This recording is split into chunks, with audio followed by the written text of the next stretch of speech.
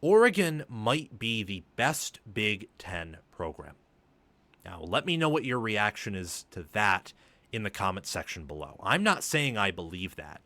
I'm saying there's an argument for that to be the case if you want to be bold and if you want to include a future projection using trends into determining who you think the best programs in America are. Oregon is 35-6 with Dan Lanning.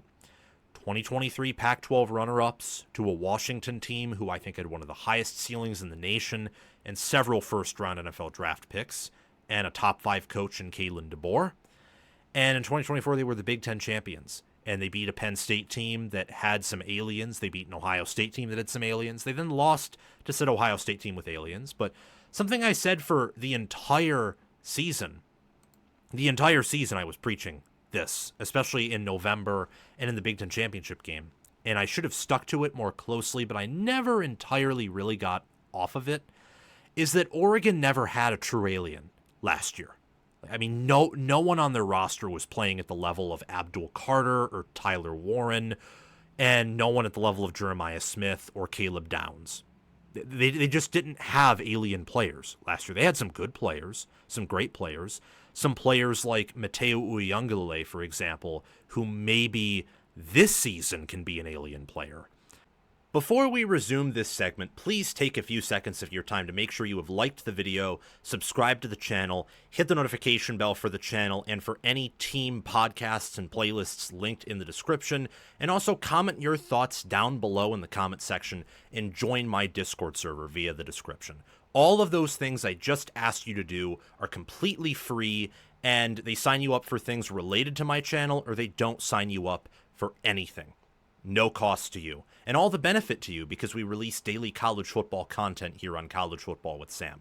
If you want to support the channel monetarily, sign up for a YouTube membership, or check any other links in the description for my merchandise store and Patreon page. Thank you very much, and let's get back to the segment. And maybe at times their tackles were close to that, like Josh Connerly Jr. and maybe a Johnny Cornelius too. But I could see it in watching their team that they were punching above their weight class in different circumstances, or they were overcoming adversity that wasn't self-inflicted. It was just a part of the process of Lanning leveling up the talent at the same time of having to win in that moment and not being able to wait very long to level up the talent, which is what happens at good programs, especially now that you can use the transfer portal. When I look at Oregon, I see a team that this season has an incredible opportunity. They could be the best Big Ten program this season, or even right now, and they can show it by going 11-1, 12-0 with this schedule, by coming close to reloading, by beating everyone who they should beat, which is everyone but Penn State, and then heck, maybe you beat Penn State too. At that point, I mean, do we think that Penn State is going to beat Ohio State? I do, but could be wrong. I mean, Penn State hasn't beaten Ohio State since 2016. Do we think Ohio State's going 12-0? I mean, do we think they're going to beat Michigan or Penn State or Texas? I do not think they're beating all of them. I don't even think they're beating 2 out of 3. I think 1 out of 3 or 0 out of 3 is more likely than 3 of 3, for sure. As for Oregon, they've leveled up their talent by a ton. And from a Big Ten perspective, I rank it as the 9th toughest Big Ten conference schedule, just looking only at conference games. When I observe at Penn State, Indiana, and USC, those are the 3 toughest games, they should go 2 of 3 or 3 of 3 in those matchups. If they do, and they go 12-0 again, and they're in Indy, and Penn State or Ohio State aren't, and the other one is an inferior record, and then Oregon goes on to win the Big Ten second year in a row, why wouldn't they be the best Big Ten program? Unless they have a repeat of last season and Ohio State or Penn State win it all again in dominant fashion and destroy Oregon in that fashion. This team can go 12-0. I think it's realistic because the schedule only includes really one team that I think will be definitively better than Oregon. But I also think 8-4 is realistic. There's a wide range of outcomes here. And if Oregon is the best Big Ten program now, and we just don't know it yet, or they're going to become that, they have to go 11-1 or 12-0. And that's going to be a challenge with only bringing back 43% of their production, being ranked 7th in preseason SP Plus when Penn State's higher, and Indiana and a team like USC can probably play themselves in that top 10 conversation by the time the Ducks play them.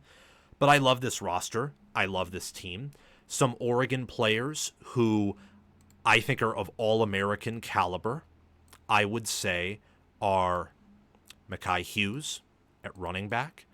I would also say that center Iapani Lololu is of that caliber. Emmanuel Pregnon is. Isaiah World at tackle is. I think Brycen Moore is going to have a fantastic breakout season and be that caliber of player. Kenny and Sadiq at tight end will be.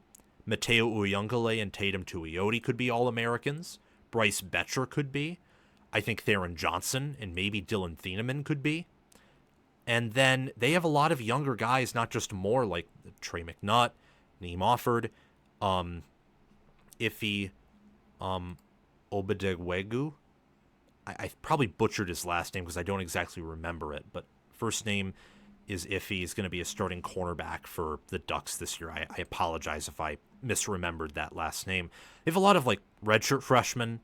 Don't forget about like Elijah Rushing or Aiden Breland, redshirt freshmen, who could very well step up and immediately be high-level players due to the staff they have, the assistant staff, and then their talent level. The way Oregon's recruiting is scary. The way they've developed, the way they've schemed, the way they've game prepped.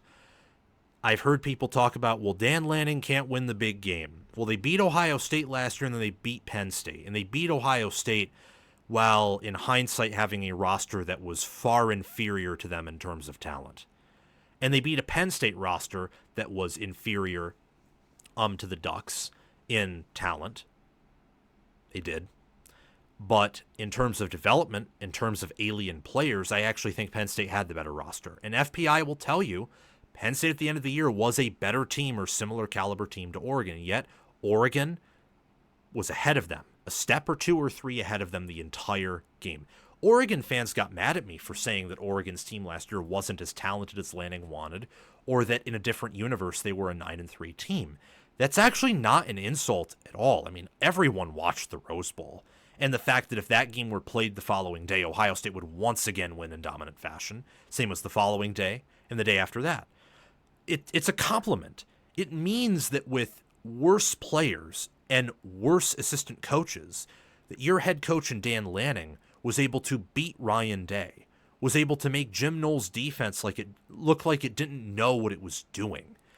They were able to limit Abdul Carter and contain him well enough, and force Drew Aller to throw at a 50% completion percentage with corners who aren't going to start in the NFL from last year's team. That's a compliment to your staff. That means as those players age out of the program and your younger, bigger, more athletic physical players get to be developed by the staff and coached by Lanning, that you're going to be in a wonderful position. That was never an insult. I don't understand why people took it that way. Before we exit out of this segment, I want to give you some reasons as to why it could be number one in the Big Ten. More detailed reasons. Not what they have to do, not maybe why they could showcase that this season or why last season in general showcase that. Just specific 10 reasons why. So Lanning has improved as a coach. In 2022, they got aced by Georgia. Don't blame him for that. It was his first game against his old boss. They choked to Washington, choked to Oregon State, tried to choke to Mac Brown in the Holiday Bowl. Good team, not a fantastic resume, but it's year one. You got to give grace to year one, always. Year two, gets out-coached by Kalen DeBoer 2 times. And the road trip to Texas Tech wasn't pretty, but they won that game. They humiliated Oregon State. They humiliated Liberty. Pretty easy schedule for sure. But the way they aced Utah and casually beat USC, and also just the way they played Washington competitively, they played Washington more competitively than Texas did. That showed progress. They were, in my mind, the 2023 team, if you put them in last year's field, it would have probably been them and Ohio State for the Natty. And that game would be closer than some would expect. They were more talented in 2023 at a variety of key positions, especially the O-line, running back, quarterback, receiver. They were more talented everywhere on offense. And I think that their defense was similar. A bit better in some areas, worse overall in the D-line, but maybe a little bit. They were probably better at DB, if my memory serves me correctly.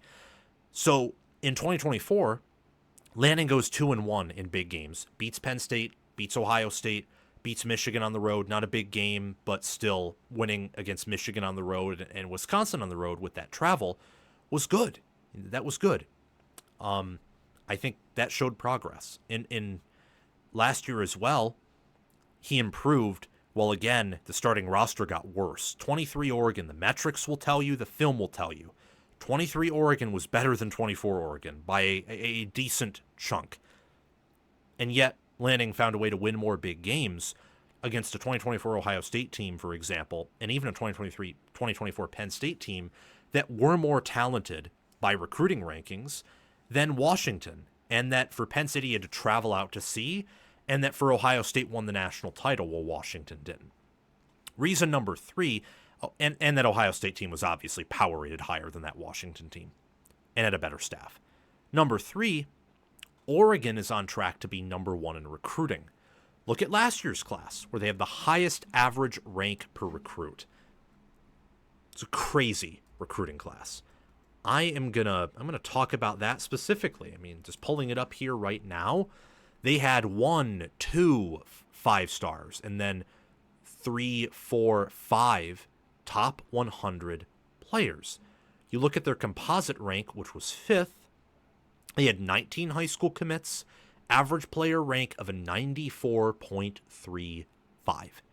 They were inches away from passing Alabama and Ohio State, who had anywhere from 2 to 7 more commits than them, because that's how quality their class was. You then adjust their portal ranking. They had the 3rd overall class, high school and portal, with an average player rank of a 93.44. For the rest of the Big Ten, Ohio State's was a 91.51, Michigan's was an 89.93, USC's was an 89.09, Penn State 89.69, Nebraska lower than an 89, so average player rank of like a high 3-star. Oregon, by high school recruiting right now, you look at their 2026 class, Ohio State's ahead of them in terms of volume, average player rank of a 92.46 with 20 commits. Michigan also has 20 commits with an average rank of a 90.96. USC with the number 1 class is 31 commits with an average player rank of a 92.14. Oregon's only 14 commits, but an average player rank of a 93.96. And 12 of their 14 players are blue chippers, and the majority of those players are like inside the top 200. Jet Washington, Emmanuel Iheanacho, Jalen Lott, Keandre Harrison, Tredarian Ball, Tommy Tofi. Those are all top 100 players. 6 of them. Almost half of their recruiting class is top 70 players. It's crazy. And then they're in the running for more, like Devon Benjamin, or I also see that they are warm on Anthony Jones out of Alabama. And I imagine that they're a team that could flip some guys for sure. And they've done a really good job at roster retention and keeping their more talented guys at home. If they continue their recruiting that they've been doing in the portal and high school and the Big Ten, they will be the most talented Big Ten roster here in a year or two. Number 4, they're climbing quickly. Ohio State doesn't have much room to climb, to be fair. They've been the number 2 or number 1 Big Ten program ever since really Jim Tressel's first natty. They have. But Oregon's moving fast. And I mean fast. Did anyone think they'd go 13-0 last year? I didn't. Many didn't. Now, to be fair, I also didn't predict them to lose to Ohio State in the fashion they did in the Rose Bowl. But they're catching up to the top of the Big Ten very quickly. And if they continue with their current pace, like I said, recruiting, the fact they showed they were capable of winning big games last year against Penn State and Ohio State, they're coming. Number 5, they have the deepest pockets in college football. Do they? They're top 5 at the worst. I think number 1 at the best. The list could probably be written on my hand of the programs that can outspend Oregon. Like Texas Tech, Michigan if Larry Ellison's involved, Texas with that oil money, maybe USC if all their donors are aligned at a table with their coach, GM, and AD. Not many can outspend Phil Knight, not even in the Big Ten, which has the wealthiest donor bases. Number 6 and 7 is that they have Big Ten offensive line play and defensive line play. And of course, I'm going to compare this with Penn State and Ohio State, who are the other top programs in the Big Ten right now. Michigan and USC, of course, have the opportunity, including maybe Nebraska, to get there, but I'm going to have to wait and see. Their 50% blue chip ratio in the O-line is higher than Ohio State's by 10 percentage points. Their 80% BCR in the D-line is 5 percentage points higher than Ohio State's. Now, Penn State has a 70% BCR in the O-line. I mean, Penn State's O-line recruiting is like Alabama under Saban levels good. Just is. Didn't know if you knew that, but Penn State aces everyone in the Big Ten at O-line recruiting. They ace everyone outside of maybe Michigan last cycle or maybe Ohio State this cycle, who at that point is now just trying to re-catch up to Penn State's O-line recruiting. Never thought I'd be saying this like 2 or 3 years ago, and yet here we are. Trotwine, I think, is the best O-line coach in the nation outside of maybe Kyle Flood and Joe Rudolph. Like, those are the 3 right there for O-line coaches. The fact that Oregon is more talented high school-wise in the trenches than Ohio State is encouraging if you're a Duck fan. And overall, it's the same with Penn State. Penn State's O-line's more talented, but Oregon has a wider margin over Penn State's D-line in terms of talent than Penn State does over them on the O-line. Now, Penn State and Ohio State, traditionally, and especially recently, in terms of Penn State and Ohio State too, have developed better on D-line than Oregon has. But Oregon's catching up quickly there. Remember, they don't have the same staff continuity as Ohio State and Penn State in terms of overall, like, past 5 years or past decade. Day's been there for over half a decade. Franklin has been there for over a decade. Lanning's only entering year 4. And he didn't inherit the same situation Day did. And Penn State was a better team entering 2022 than Oregon was. Like, they were. So, got to give a little bit of grace and understanding there. But their D-line and O-lines are already as talented as the SEC and Big Ten D-lines, the best of the best. 8th is staff continuity. They brought back almost all of their staffers, and they did a good job replacing their wide receivers coach. They did. I really love this staff. It's one of the best staffs in America. And they're not just a staff that is good at game planning and developing. They do a good job just straight up evaling players out of the portal, out of high school. When was the last Oregon player you remember coming out of the portal or out of high school, or more so portal? They've done a much better job with portal evals, but that's because they're trying to level up talent and gain experience for the high school guys. So I think it's fair to say that you can't quite judge their high school evals yet. Although I think more is perfect, and there's a chance that some diamonds in the rough can for sure emerge, or young players can step up in big ways this year, and I think that'll happen.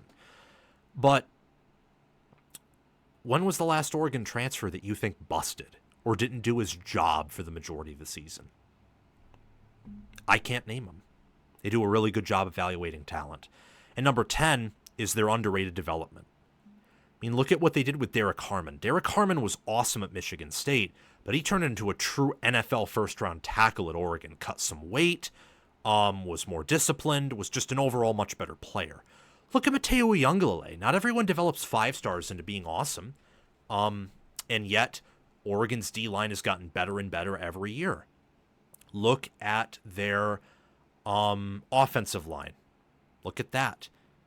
Brought in portal players. They've gelled well. Josh Connerly Jr. was well developed. Of course, I'm not sitting here telling you they're the best developmental program. I mean, I think that it's much easier to develop 5 stars than it is 3 stars or 4 stars. Just is. Like, let's be fair and let's be honest. But Bo Nix was a 5-star. He wasn't doing so hot at Auburn. Comes to Oregon and is developed into a first-round pick. Stuff happens. Again, I think it's understandable if you have some concerns about Oregon's development and whether it's just elite or just good. but I would trend to say that it's going to be revealed to be elite rather soon. Just is. Like Ohio State's is overall.